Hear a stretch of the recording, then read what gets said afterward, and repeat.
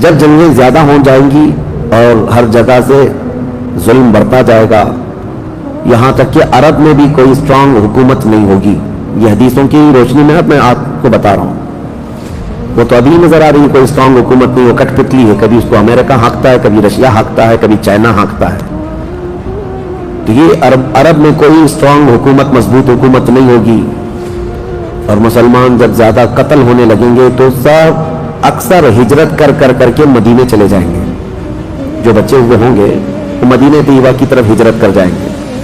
اب مدینہ طیبہ میں مسلمان رہ رہے ہوں گے، کیونکہ میرے آقا صلی اللہ علیہ وسلم کی حدیث ہے، ان الایمان لا یأزر الى المدینہ کما تأزر الحیۃ الى جحرها. ایمان جو ہے مدینے سے نکلا ہے اور گھوم پھر کر کے پوری دنیا سے ایمان واپس مدینے میں ایسے ہی آ جائے گا جیسے سانپ اپنی سوراخ میں واپس آتا ہے. ایمان والے سب مدینے پہنچ جائیں گے.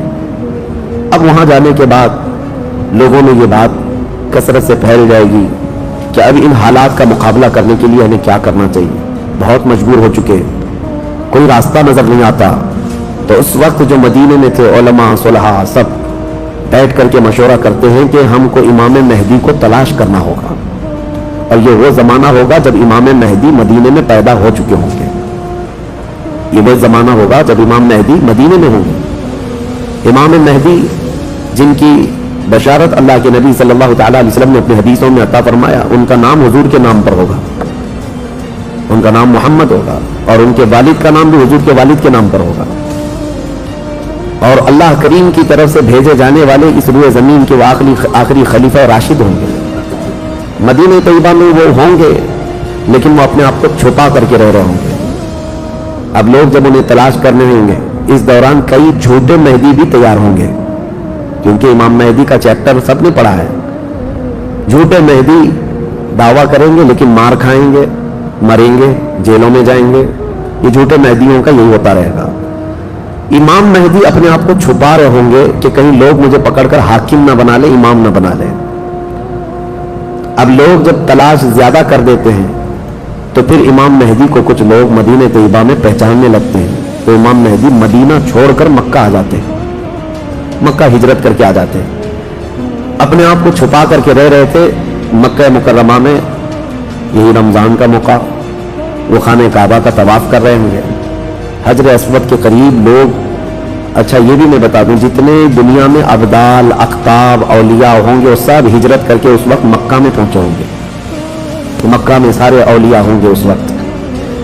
اور طواف کے دوران سب لوگ پہچان لیں گے امام مہدی کو اور ان کو پکڑ لیں گے اور ان کا ہاتھ پکڑ کر سارے لوگ کہیں گے اب ہم آپ کے ہاتھ پر بیعت کرتے ہیں، آپ امام برحق ہیں اور آپ ہمارے حاکم ہو جائیں.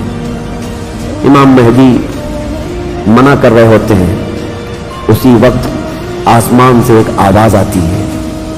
اس آواز میں خاص یہ کہا جاتا ہے ھذا خلیفۃ اللہ المہدی، یہ اللہ کا خلیفہ مہدی ہے. اس آواز کو سن کر سب ٹوٹ پڑتے ہیں. امام مہدی سب کو بیعت کرتے ہیں، پھر واپس یہی قافلہ لے کر مدینے پہنچتے ہیں روضہ رسول پر.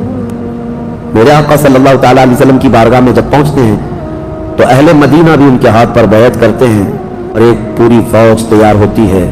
یہ انقلاب کا دور ہے. جتنی جنگیں ان کتوں نے کی تھی، جتنا ظلم رچایا تھا پوری دنیا میں، اب ریورس ہونے کا ٹائم آ جاتا ہے. حضرت امام مہدی اس فوج کو لے کر ملک شام کی طرف جاتے ہیں. حالات ملک شام کے ایسے ہو چکے ہوں گے کہ ملک شام میں عیسائیوں کی حکومت قائم ہو چکی ہوگی. ابھی تو نہیں ہے یا انڈائریکٹ ان سے کسی کا تعلق ہے تو یہ ہمیں پتہ نہیں، لیکن حدیث میں یہ ہے کہ عیسائیوں کی حکومت ملک شام میں قائم ہوگی اور یہودی فتنہ مچا رہے ہوں گے ہر جگہ. قتل عام جو مسلمانوں کا سب سے زیادہ کرنے کی کوشش ہے وہ یہودیوں کی طرف سے. امام مہدی مکہ مکرمہ سے نکل کر ملک شام کی طرف جائیں گے اور مسلمانوں کی جو قلت تھی، جو چھوٹی سی جماعت تھی، یہ جب نکل کر کے وہاں آئے گی ملک شام، بہت بڑی جنگ ہوگی جس کو ملحمۃ الکبریٰ کہا گیا ہے. امام مہدی کی قیادت میں یہ جنگ ہوگی. سارے کفار، عیسائی، یہودی سب مقابل میں آ جائیں گے. ان کی تعداد جو حدیث میں بتائی گئی ہے وہ 80 جھنڈوں کے نیچے آئیں گے اور ہر جھنڈے کے نیچے 12,000 لوگ ہوں گے. اور یہ مسلمانوں کی نہیں ہے، یہ کفار و مشرکین کی. تقریباً یہ 9,60,000 کی تعداد بنتی ہے کفار و مشرکین کی. 9,60,000. मुसलमानों की तादाद कितनी होगी ये तो नहीं पता. उसके बाद जंग जब शुरू होती है, पहले दिन मुसलमानों का 1/3 हिस्सा मैदान छोड़कर भाग जाता है. जो कमज़ोर दिल थे वो चले जाएंगे.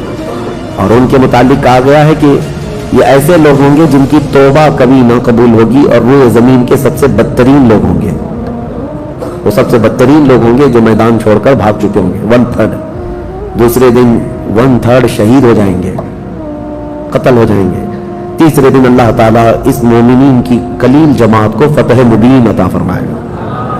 और उसके बाद मुल्क शाम के सारे इंतजामात इमाम महदी के हाथ में होंगे.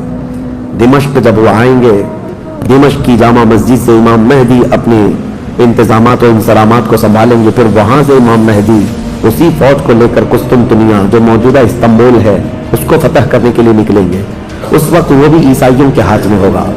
अब जब इमाम महदी यहाँ आएंगे, सिर्फ एक ही दिन में कुस्तुनतुनिया यानी इस्तांबुल फतह होगा. और उसकी भी कैफियत बताई गई है, मुसलमानों के सिर्फ नारे तकबीर से फतह होगा. सिर्फ इसलिए कि ऐसी हैबत तारी होगी उनको पर मुशरिकीन के दिलों में. पूरा शहर फतह होगा. इमाम महदी ये शहर फतह करके वापस मुल्क शाम आएंगे, दिमश्क में आएंगे. अब ये वो वक्त होगा जब इमाम महदी मस्जिद से इंतजामात और इंतजामात संभाल रहे. और कसीर जंगें उस वक्त भी होंगी, लेकिन हर जंग में अल्लाह ताला इमाम महदी को फतह अता फरमाएगा. हर जंग में. और यहूदी दसीसाकारी कर रहे होंगे, इमाम महदी को ख़त्म करने, कत्ल करने की बहुत कोशिशें कर रहे होंगे. फिर इमाम महदी इन यहूदियों से लड़ते रहेंगे. उस वक्त अल्लाह की बारगाह में इमाम महदी भी दुआ करते हैं कि मौला इन जालिमों से हमें नजात अता फरमा. और यहूदी भी जगह जगह इस बात से परेशान होंगे कि इमाम महदी ने इनका बेड़ा गर्क कर रखा है. जहां जाते हैं मुकाबले में ये शिकस्त खाते हैं, मर जाते हैं, और इनके मुकाबले में कोई आ नहीं पा रहा है. तो फिर ईरान के एक इलाके में ये यहूदी कसरत से दुआ में मशगूल होंगे. ये वो ज़माना होगा जब इराक और शाम के बीच में दज्जाल जाहिर होगा. दज्जाल जिसके मुतालिक हदीस पाक में तफसीलन बहुत सारी बातें आई हैं. दज्जाल आएगा, वो एक आंख से काना होगा, आंखें दोनों होंगी, एक आंख उसकी नजर आएगी, और उसकी आंख के किनारे काफिर लिखा हुआ होगा जिसको मुसलमान देखकर पहचान लेंगे. और वो बड़ा भारी भरकम ताकतवर होगा, और अल्लाह ताला उसको बहुत सारे खारिक़े आदात चीजें अता करेगा. वो जाहिर होगा और सबसे पहले यहूदियों में आकर के ही बैत ले लेगा, यानी अपने आप को पहले रसूल बनाएगा. और फिर सारे यहूदी, हदीस पाक में तो है कि अस्फहान ईरान के 50,000 यहूदी उसकी फौज में शामिल होंगे. हाँ, जिसको ये मसीहा कहते हैं, और उसके इंतजार में बलियां चढ़ा रहे हैं. ये जाहिर होगा इराक और शाम के बीच में है. और फिर ये सब यहूदी दज्जाल की फौज में शामिल होंगे. दज्जाल ऐसे निकलेगा रोए जमीन पर, हदीस पाक में ये सब मिलता है कि वो आसमान से रहेगा तो आसमान से बारिश बरस जाएगी, जमीन से सब्जा निकलने लगेगा, किसी को मार के दोबारा जिंदा करके दिखाएगा. ये सब चीजें वो करके दिखाएगा. यहां तक कि चलते चलते जमीन से कहेगा तेरे अंदर जितने खजाने हैं निकाल. जमीन पूरे खजाने बाहर करेगी. और जब वो आगे चलता रहेगा तो ये खजाने शहद की मक्खियों की तरह उसके पीछे झुंड की तरह चलते होंगे खजाने.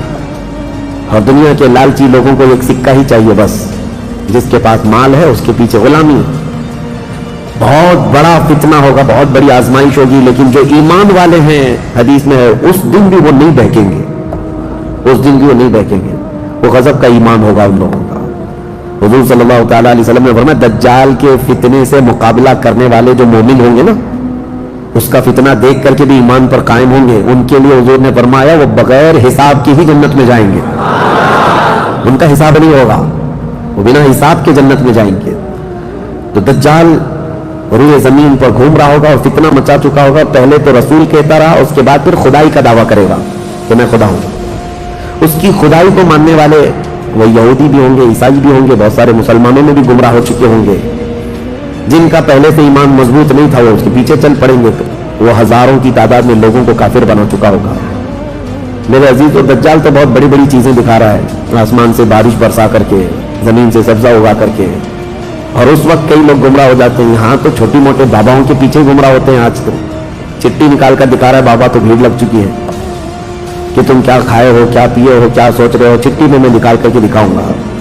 चिट्ठी वाले बाबा के पीछे ही हजारों चले जाते हैं, तो दज्जाल वाले बाबा के पीछे कितने जाएंगे. लेकिन حدیث پاک کی روشنی میں مفسرین نے محدثین نے فرمایا کون لوگ اس دن محفوظ رہیں گے، کون لوگ اس دن محفوظ رہیں گے؟ دجال کی شکل جیسی بھی ہو لیکن وہ جو چیزیں خارق عادات دکھا رہا ہوگا لوگ اچنبے سے دیکھ رہے ہوں گے۔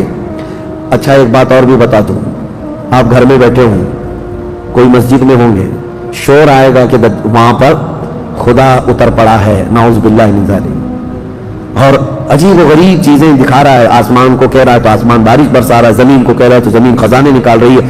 کچھ لوگ جو گھر میں بیٹھے ہوں گے، توجہ یہ بہت اہم بات کہہ رہا ہوں، کہیں محفل میں ہوں گے، مسجد میں ہوں گے، جب یہ شور آئے گا تو کچھ کہیں گے کہ چلو ہم بھی جا کر دیکھ کے آتے ہیں، تو کچھ لوگ یہ کہہ کر کے اٹھیں گے اور جا کر کافر ہو جائیں گے، اور کچھ لوگ وہ ہوں گے جو جیسے سنیں گے اپنے آپ کو گھر میں ایسے مضبوط بند کر لیں گے کہ ان کو ہوا آنے کی بھی خواہش نہ رہے، اس طرح اپنے آپ کو محفوظ کر لیں گے۔ اور بزرگوں نے لکھا ہے کہ اس وقت اس کے فتنے عروج پر ہوں گے، لوگوں میں صرف اور صرف چرچا یہی ہوگا۔ اسی لیے میں اکثر یہ میڈیا کو دجالی میڈیا کہتا ہوں، اس کی وجہ یہی ہے کہ دجال کے آدھے سے زیادہ کام یہ میڈیا والے کرتے ہیں، سب جگہ پھیلائیں گے افواہیں، اور جھوٹ کو سچ کر کے دکھاتے رہے، سچ کو جھوٹ کر کے دکھاتے رہے، یہ میڈیا یہی سب کام کرتی رہے گی۔ اس وقت کون لوگ محفوظ رہیں گے؟ بزرگوں نے لکھا ہے دجال کے قریب بھی جائے گا کوئی بندہ لیکن اس کو دیکھ کر نہیں گمراہ ہوگا، تو یہ کون ہوگا؟ جس کا سینہ حضور کی محبت سے بھرا ہوگا، یہ وہی ہوگا جس کے لیے اعلیٰ حضرت نے فرمایا نا تیرے قدموں میں جو ہیں غیر کا منہ کیا دیکھیں، حضور کے قدموں میں جو پڑے ہیں وہ غیر کا منہ کیا دیکھیں، کون نظروں میں جچے دیکھ کے تلوا تیرا۔ اب یہ دجال گھومتا ہوا جب فتنہ بہت برپا کر چکا ہوگا، مکہ جائے گا، پہلے یہ یمن جائے گا، یمن میں بھی بہت فتنہ پھیلائے گا، اس کے بعد پھر مکہ آئے گا، مکہ کی سرحدوں کو اللہ تعالیٰ فرشتوں سے محفوظ کر رکھا ہوگا، فرشتے اسے داخل ہونے نہیں دیں گے، ماریں گے اور داخل نہیں ہو سکے گا۔ پھر مدینہ جائے گا، مدینہ طیبہ اپنی پوری فوج لے کر کے داخل ہونے کی، 2 شہروں کے علاوہ پوری دنیا کے ہر شہر گھومے گا، ہر شہر گھوم چکا ہوگا 2 شہروں کے علاوہ، مکہ مکرمہ، مدینہ طیبہ۔ مدینہ طیبہ کی سرحد پر آئے گا، وہاں پر بھی اللہ کے فرشتے پہرا دے رہے ہوں گے، میرے مصطفیٰ کا شہر ہے، دجال نہیں آ سکتا۔ لیکن اس کا شہرہ جب مدینے کے باہر بہت پھیل چکا ہوگا، مقام جرف ایک جگہ ہے، وہاں تک وہ پہنچ چکا ہوگا، جہاں آج بادشاہ نے ایک پیلس بنایا ہوا ہے، ان لوگوں نے ایک پیلس بنا کر رکھا ہے وادی جرف میں، وہاں تک پہنچے گا تو مدینہ طیبہ کے ایک عالم وہ جائیں گے، اس سے مناظرہ کریں گے، ڈیبیٹ کریں گے، صرف مناظرے کے کرنے کی وجہ سے اس عالم دین کو وہ قتل کر دے گا، قتل کر کے اس کے بعد پھر ان کو دوبارہ زندہ کرے گا، اور اس کے بعد کہے گا کہ دیکھا میری طاقت۔ اس عالم دین کا کہنا ہوگا اب تو مجھے تیرے دجال ہونے پر اور زیادہ یقین ہو گیا، اس لیے کہ میں نے میرے مصطفیٰ سے سنا ہے، وہ مار کر کے دوبارہ زندہ کرے گا۔ اور اس عالم کا دوسرا چیلنج یہ ہوگا کہ میں نے اپنے حبیب سے ایک اور بات سنی ہے، اب کی بار اب تو مار کر کے دکھا۔ دوسری بات حدیث پاک میں ہے، دوسری مرتبہ اس عالم کو قتل کرنے کی 1000 کوشش کرے گا لیکن مار نہیں سکے گا۔ وہ عالم ربانی بیان کریں گے، اللہ کے نبی صلی اللہ علیہ وسلم کی بیان کی ہوئی علامات یہی ہیں، ایک بار قتل کر کے اٹھائے گا لیکن دوبارہ وہ مار نہیں سکے گا۔ یہ فتنہ پھیلا ہوگا دجال کا، اور یہ گھومتے پھرتے ملک شام پہنچے گا جہاں امام مہدی ہوں گے۔ امام مہدی یہودیوں سے جنگ کرتے کرتے اور دجال کے فتنوں سے فیس کرتے کرتے وہاں پر ہوں گے، ملک شام میں، دمشق میں، دعا کر رہے ہوں گے اللہ ان کے فتنوں سے بچا۔ ایک عصر کی نماز ہوگی، جب امام مہدی نماز کے لیے جا رہے ہوں گے، 2 فرشتوں کے پروں پر ہاتھ رکھتے ہوئے سیدنا عیسیٰ علیہ السلام اتر جائیں گے۔